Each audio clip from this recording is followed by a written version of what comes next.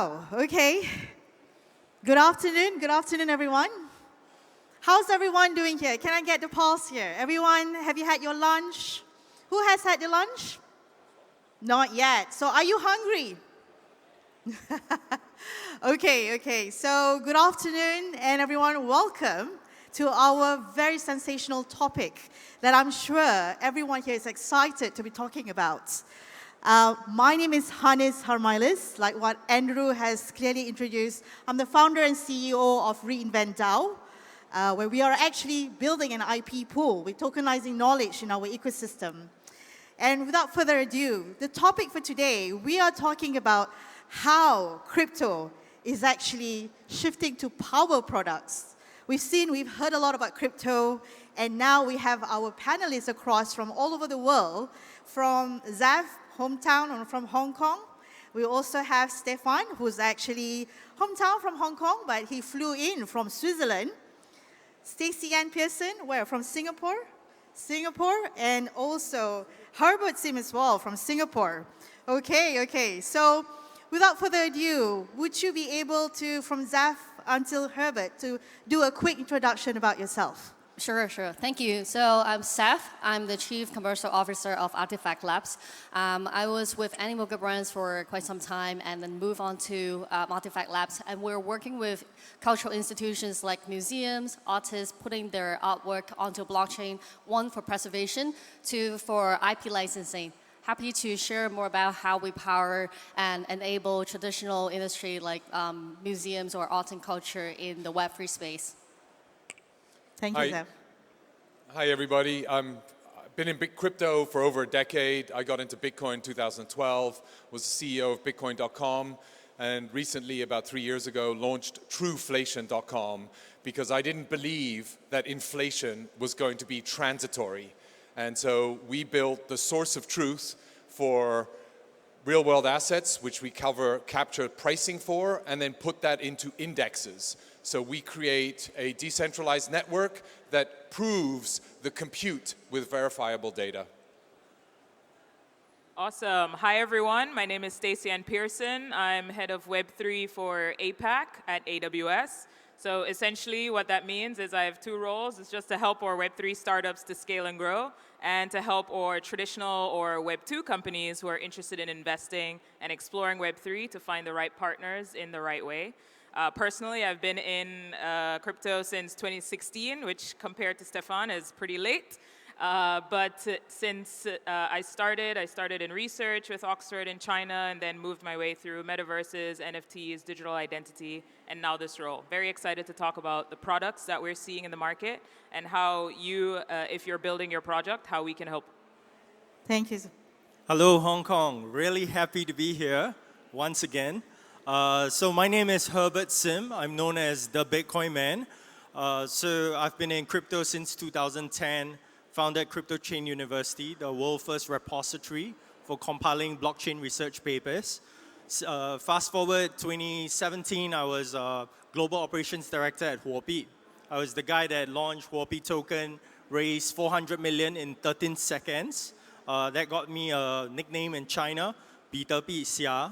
So it just means Bitcoin Man. And then subsequently, with a huge bonus, I would say, I started my own VC investing in different cryptos across the world. Fast forward 2023, right now I'm the COO of WebC. If you look it up on CoinMarketCap today, it's $22 billion liquidity. And we launched it in August 2023, which means it's about 7-8 months old. Yeah, but within that short period of time, we scale up that quickly.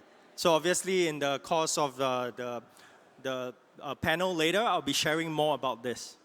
Cheers. Thank you so much. Wow, I'm so impressed. We look at the various background across from arts, OG, Bitcoin's OG here, and we also have from AWS as well, which are helping the Web3 partnership ecosystem. So I want to do a bit of a ask question with the audience here. The first question is, who amongst you actually owns crypto? Put your hands up. Who has crypto? All right, all right. More than 3/4 of the room. Brilliant. Okay. Who probably does not know anything about what is crypto? No one? Okay. So people here are very well versed about crypto. Okay. And who is curious to know more about what crypto can bring to your product? All right. Okay. Of course. That's why you attended this topic. Okay. So let us shift the focus to our panelists. My first question, okay, I want to ask to any of you, give us, the audience, a 10-second speech. What do you believe a crypto is? 10-second speech. Start with you, Zaf. I think crypto is more than just talking about cryptocurrency. It should be the infrastructure behind and how to build a community and how it acts as a tool to power different economy inside a ecosystem or a product ecosystem. So it's not just about flipping, trading, or shitcoin. I think a lot of you are trading shitcoin, right? Maybe right now, but it's more than that. It's more than just the trading part, but it's the community and the building part as well. More than 10 seconds. Thank you. No, that's really great. Stefan, would you like a try? Yeah, I mean, I think it's pretty hard to summarize something that's taken, let's say, 30 years in development, from cryptography to decentralized computing into 10 seconds, and how that is going to change the world in the future. The beauty, what I love about it, is the decentralized nature of it and the eradication of middlemen. And we can put a lot of governance into smart contracts. That, to me, is the beauty that today modern, Bitcoin and blockchains enable us to do. Thank you, Stefan. Anyone from you two? Yeah, so for me, crypto, blockchain, Web3, however you describe it, is a very personal experience. And so when I think of it, I think of being able to give back value, utility, and power back to the individual. Whether you're from a super developed economy or if you're in a developing country that is trying to transform your economy or trying to transform your own stance in life. And that, for me, is sort of the ethos that I get when I think about crypto, Web3, blockchain, and the power that it has to empower individuals. Thank you. Very good description by my fellow panelists. Hard to beat that, yeah? Okay, so in 2010, I was one of the world's first pushing cypherpunks, right? So cypherpunk ideals are all about privacy and decentralization. Today, it's still very much so. However, because of regulations coming in, I think we're deviating away from the whole privacy angle, right? So the Bitcoin OGs, they are still banding together and pushing very hard on privacy, right? We are seeing regulators, example in Europe, just a couple weeks ago, they announced that you cannot spend more than $3,000 anonymously, right? And that is throwing a spanner in the works and people are getting afraid, right? If Hong Kong starts doing that, I think everyone will be panicking. You can't even buy a Louis Vuitton handbag, for example, right? Like the banks would be flagging out. Everybody would panic, So I think privacy is still the very, very central of crypto. That's the very word crypto is, right? Stemming from cryptography. So I think it's imperative that, the developers here start looking into privacy once again. Just, can I, on that question, how is Europe planning to ban a self-custodial transfer of 5,000 euros from you to me, from a MetaMask wallet to a Phantom wallet? That's the beauty of it. They think they can control it, but it's going to take a while. It's a bit of a challenge, right? Definitely. It's a bit of a challenge, and we see that. I mean, when you want to talk about regulations here, right? So now, I want to ask you, Stefan. I saw on your LinkedIn, you bought Bitcoin, you said at $5, and that has been more than a decade ago. You've seen the evolution of where crypto, not just Bitcoin is. We have, coins, and now we're talking about tokenization, even how it's looking at real-world assets. So in your more than a decade journey, what do you believe are think about like a unique learnings that how crypto is using to power product? Yeah, so when I first started, I got into it because of the peer-to-peer electronic transfer. I could send money to somebody on the other end of the world without having to go to a branch, fill out forms, wait 7 days, and then pay an exorbitant amount of fees. At the time, Bitcoin transfers were pretty much instantaneous, and there were no gas fees at the time. So this was really early on, and that's what got me really excited. And I really believed in that payment capability. However, today, my view has changed very much from just it being a payments platform. People don't want to buy and spend 10,000 Bitcoins on the next pizza. They want to be able to use a stable coin to pay for currency. So what do? They relate back to their traditional currencies. And so stable coins was born. And stable coins are really born out of the use and utility associated with smart contracts and the ability to govern products, to govern trade, to govern policies. You can use that by having a decentralized network of computers that actually ensure the adherence to those policies. And that, to me, is where we are going today. And I think that's why this topic is really interesting. We're powering products, leveraging the technologies there.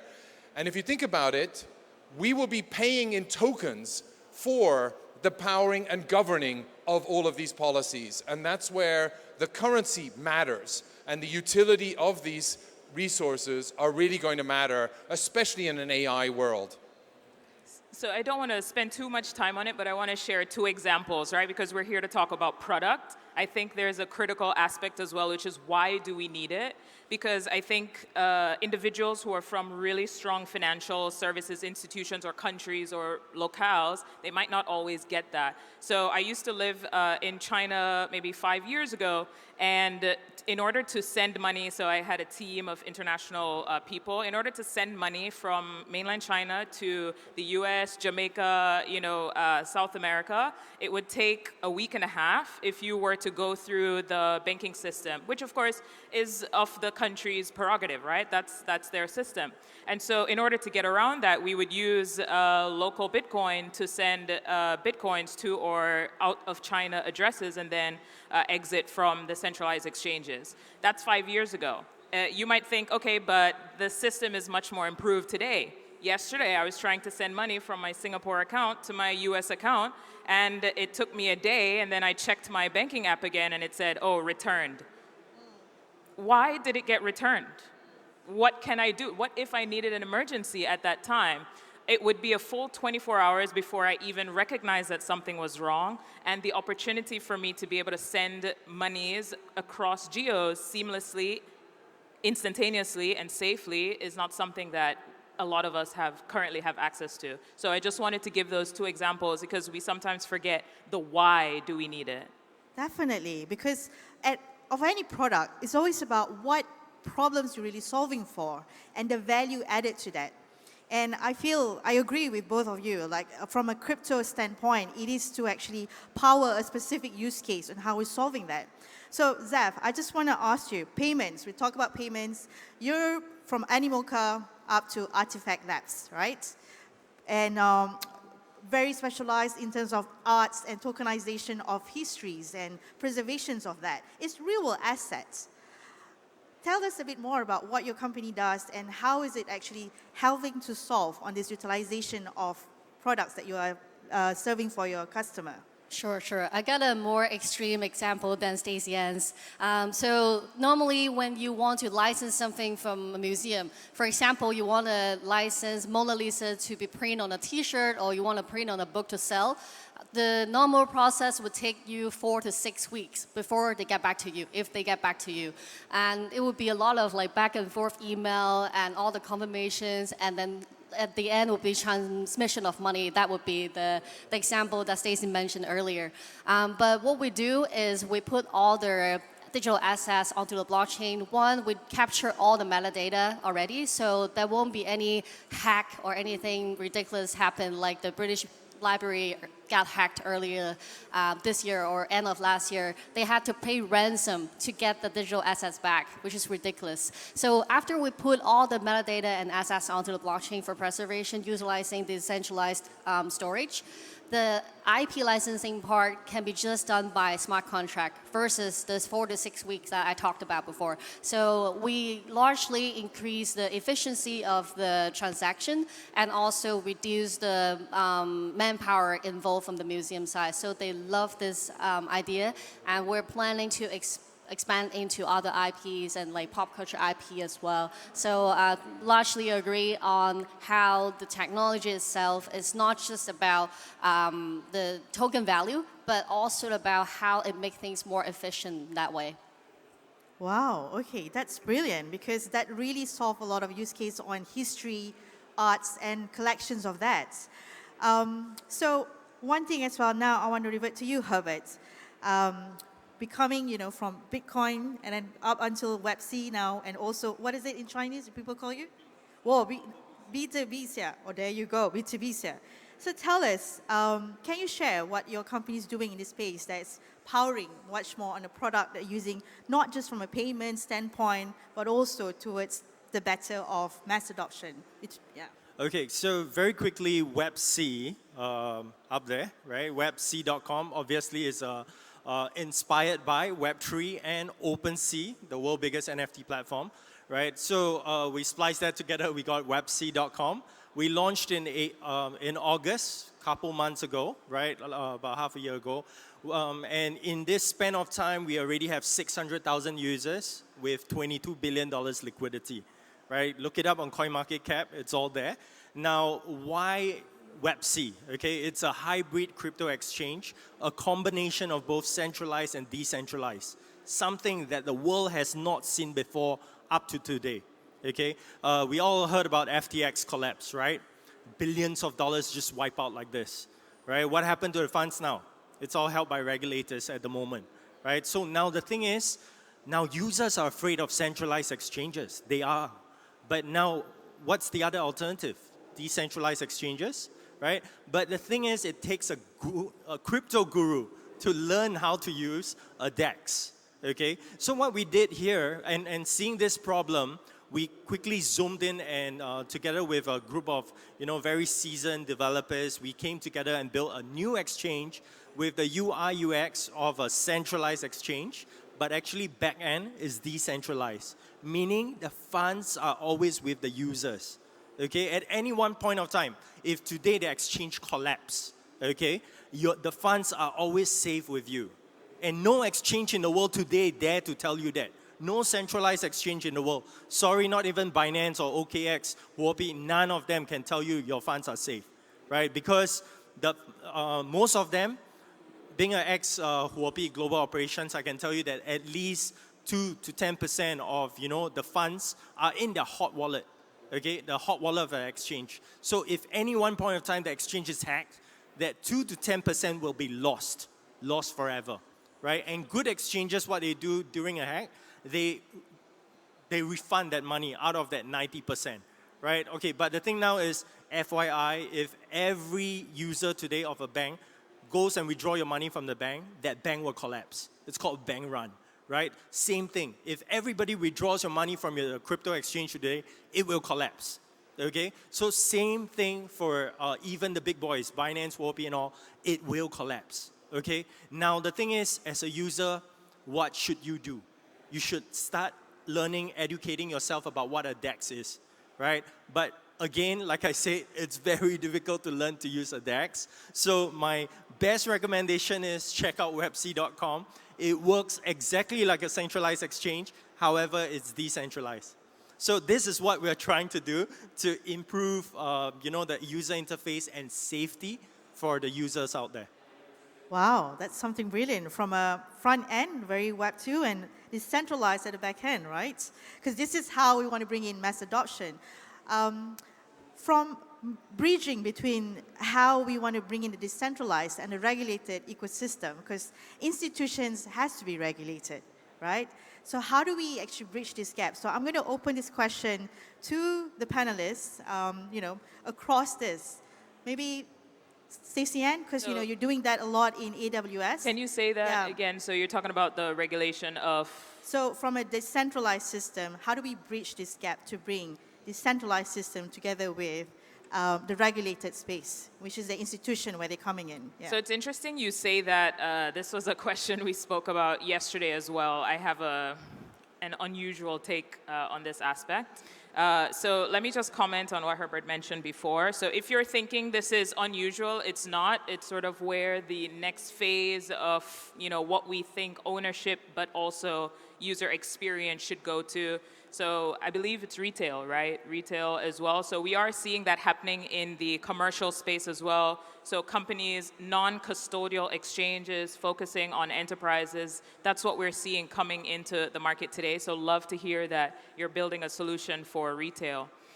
So this idea that regulation, has to come into or may come into DEXs is quite interesting, right? Because again, you're having, maybe for some who don't know, you're having a platform where instead of having a centralized person or entity help you to connect buyers and sellers, market makers and market users, you instead are just creating an environment where they're connecting with each other through algorithms, right? The idea is that you get better prices, you get better speed. So for example, 1inch, which is built on AWS, we were able to help them increase their transaction throughput and transaction speed because that's something that they needed, right? So the idea that of a DEX is essentially, I don't want to say unregulatable, but very difficult to regulate. Because there is no really an entity that is standing in the space of being that broker, right? So then the other aspect is, but if you want this to be mass adopted, you actually need this regulation because then how as an individual are you going to enter that DEX safely in your own, if you're a newcomer to Web3? So these are the two camps that we see on this idea of regulating decentralized platforms. Personally, I am of the belief that there is a space for both centralized Web3 as well as decentralized Web3, and they don't have to come together. So for example, when you think of storage, right, some of the biggest, or one of the biggest decentralized storage solutions, IPFS, Filecoin, right? That is a major competitor, in the Web3 space for how do you do decentralized physical infrastructure. Now, there are a lot of folks that are saying, well, if Filecoin, IPFS, if they want to be mass adopted, they need to start aligning with compliance and geo-compliance, geo-regulation. And that's something that I actually don't agree with. Storage is a big component of AWS as well, but there is space for both within the industry. So for example, the customers that use AWS storage, they are looking at, they have to abide by data laws, data privacy, and local regulations around trading, assets, financing. But there are projects that are fully remote, that are operating in ecosystems that don't have these kinds of restrictions, where Filecoin IPFS would be a better solution. And so that's why I don't think they both have to collapse. I think there's space within the industry for both types of solutions, centralized and decentralized. Stefan. Yeah, no, I'd just like to echo on that, right? I mean, I think there's frameworks. I don't think we need regulation, right? Amazon wouldn't have gone to the regulator and asked for permission to compete against Barnes & Noble. For sure. That's not going to happen. Yeah. And so we are in technology. We are about disruption. And if we're about disruption, we don't go to the incumbents and ask them for permission to go and disrupt. Which part of the business do you not like? And we're allowed to go and disrupt that part of the business. Netflix wouldn't go and ask, Blockbuster, can we go and sell videos online? So this is about disruption. And what we're seeing is we're not only disrupting financial services, we're disrupting, governance. We're disrupting so many different parts of business. Art industry, how art industry is traded, how value is stored. We're storing value not in gold bars anymore. We're storing it in NFTs. We're storing it in Bitcoin. So all of a sudden, these digital assets become mobile, portable. We can take them with us wherever we go, walk out the door on our phone, wherever we want. And so all of this is driving about big change. Yep. And people that don't like it are putting in place a lot of big barriers. And these barriers are hidden behind consumer protection or government regulation, KYC, AML.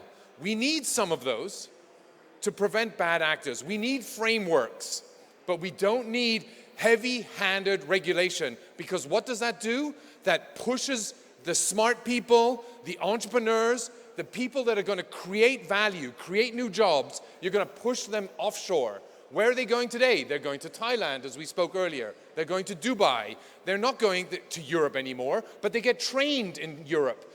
They go to Latin America. They don't leave the US, right? Why? Because it's too hard to launch a new business and generate wealth, new wealth, and not incumbent legacy wealth. And so that's why we don't need regulations, and regulators need to take a hand of building a framework. How do we do that, and how do they consciously interact with the community to understand what is needed to protect the consumer and avoid bad actors?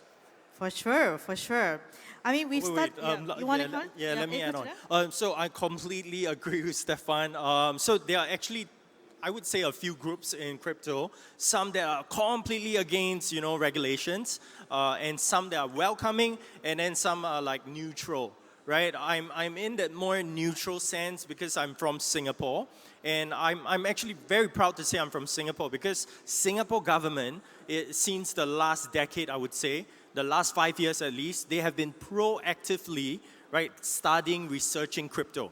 Unlike many other countries out there, they just did a blanket ban, right? They didn't like what they see, just ban, right?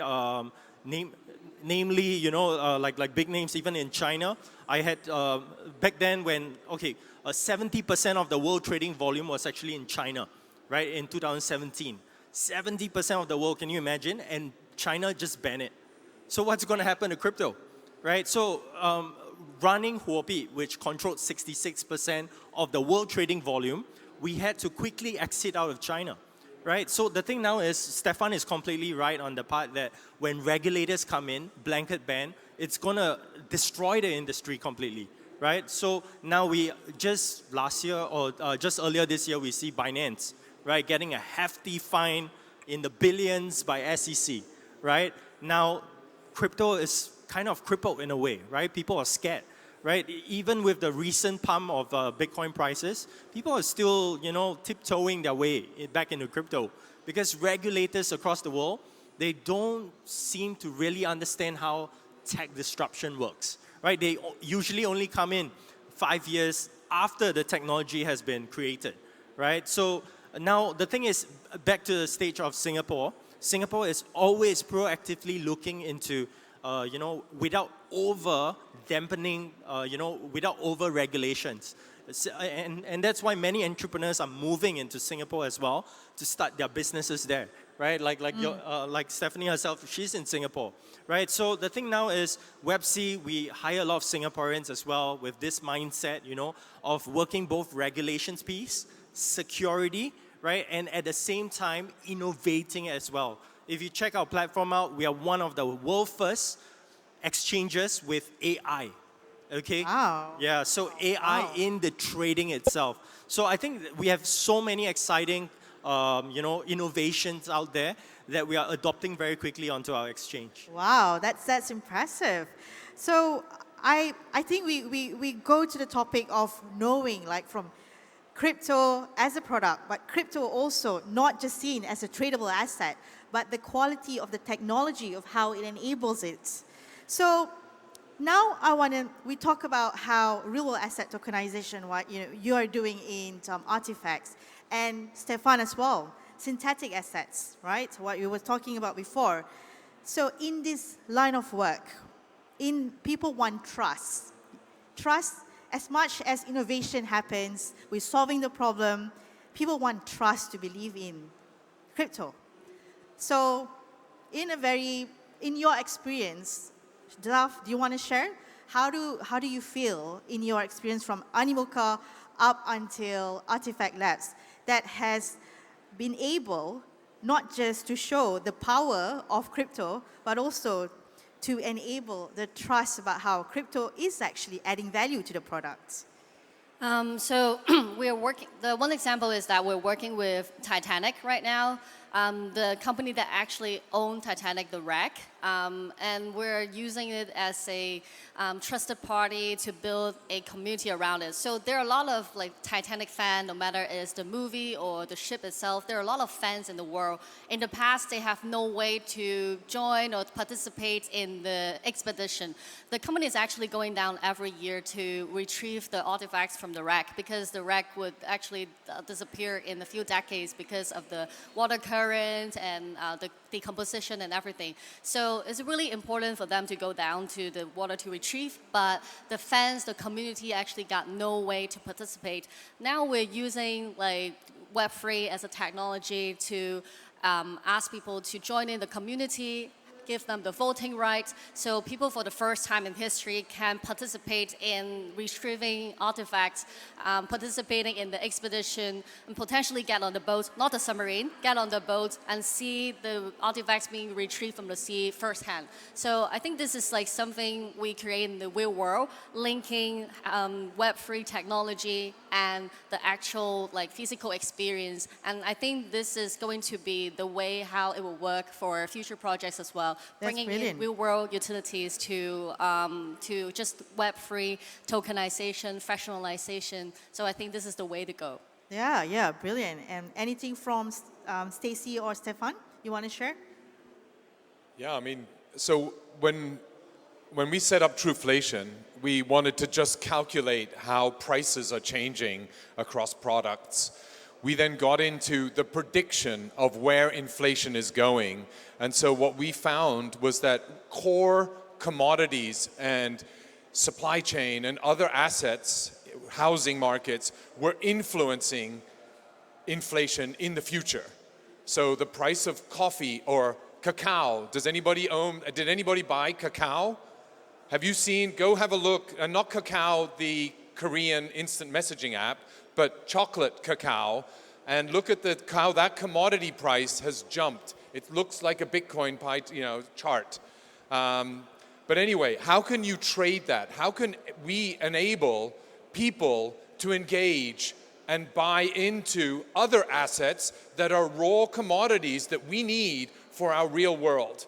And so there are a number of exchanges, from uranium, its own exchange and its own synthetic token. You have synthetic cacao, you have synthetic coal, oil, gold. All of these have been created on the blockchain for enabling and opening up markets that have been limited to very few. Now everybody can participate in that. And that to me is something that we're going to see more and more of, where we're opening up and creating synthetic assets that resemble the value of real-world assets. And we're working with a number of different exchanges and blockchains to enable the data feeds to each of these items. Wow. I think this is amazing. And I'm just also looking that we're almost conscious of time. Can I jump in right here? Yeah, okay, yeah. I think if you're following the crypto industry, right, you would actually know that just a couple weeks ago, BlackRock, okay, just invested in Securitize, that is, going to be, tokenizing real-world assets. So from real estate to, commodities and more, right? So what you're seeing now, the Bitcoin price right now, it's but just a taste of what's coming. Right? So last week I was featured on Cointelegraph, a full entire article where I talk about how Bitcoin will be $1 million each by 2028, right? And I even foresee it by this year hitting 148,000. Why this specific number? Go read that article, right? Okay, but just a brief background. Why 69,000, right? Why the last all-time high was 69? it was a cheeky number by Elon, right? Yeah. And then now, this year, I foresee it's a dragon year, and the 3 past bull runs were led by China, right? So this very year, I foresee it becoming 148, right? For Chinese people, it's a very, very auspicious lucky number. Yeah, yeah. If I can add one thing Yes. just about products. So from our perspective, right, as an infra builder, what we see is that the importance on UI UX. So in other words, ensuring that your end users are not really worried about, oh, is this Web 2, is this Web 3, what token, what exchange, what blockchain, but making the experience as seamless as possible. We've seen some of the gamified experiences being the most successful. I'll just give a very example of a product that's actually being used with tokenized mechanics. So Wi-Fi maps is an example of a DPIN or decentralized physical infrastructure network, where if you are able to go around, you have excess Wi-Fi, you can find excess Wi-Fi, you get rewarded for helping that project to map out that Wi-Fi to help your fellow folks in a peer-to-peer way. Those are some of the really cool products that we're seeing where Web3 crypto tokens are being used to incentivize behavior in the real world. If you have excess energy in your house, if you have excess bandwidth, there are projects out there that are willing to incentivize you to in a peer-to-peer way to distribute that to individuals. So I just wanted to give that example as well. That's the power of blockchain and crypto. So I think we're running a bit overrun. So I guess one word that you would like to tell all builders out here who are keen to build a product utilizing crypto, what are the one thing that they need to build, as for builders, for founders, what are the one thing that they need to have before they start working on that project? Over to you, Zaf. And I think from the buyer's perspective, what's in it for them? Like creating value for them, I think it would be beneficial for long-term growth of the project, not just from the owner perspective, but from the buyer perspective. thank you, Zaf. Stefan? Yeah, one thing, tenacity. You need to, it's not easy building a startup. Everybody thinks it's easy. You need to fight, you need to work hard, and you need to be relentless at that. And so you need a lot of tenacity. Yeah. I would say obsess over the problem that you're solving. If you find that you have started on a problem, but no one is really willing to pay you for it, evolve, right? I think there are a lot of projects today that they love the solution more than the individual or the user that they're trying to sell it to. As founders, we love our ideas, we get very attached to it, but if no one is willing to pay for it, evolve your product, evolve what is the problem that you're actually solving until you hit something painful enough that individuals are willing or enterprises are willing to pay you for it. Herbert, one last one from you. All right, for developers out there, come speak to me or my team that's out there in the conference. We are dishing out $20,000 to $250,000 grants for your startup if you're a software developer, okay? If you're doing something for our ecosystem. That's our only requirement. And there's no other prerequisite at all. Just come to us, speak to us. Cheers. Cool. Thank you so much, everyone. So this is a panelist. This is a panel for how crypto is shifting and powering products. So thank you for your time. Thank you to the panelists. And let's take a selfie, actually. All right, thank you very much to our panel. Please do step forward. Let's get that photo underway.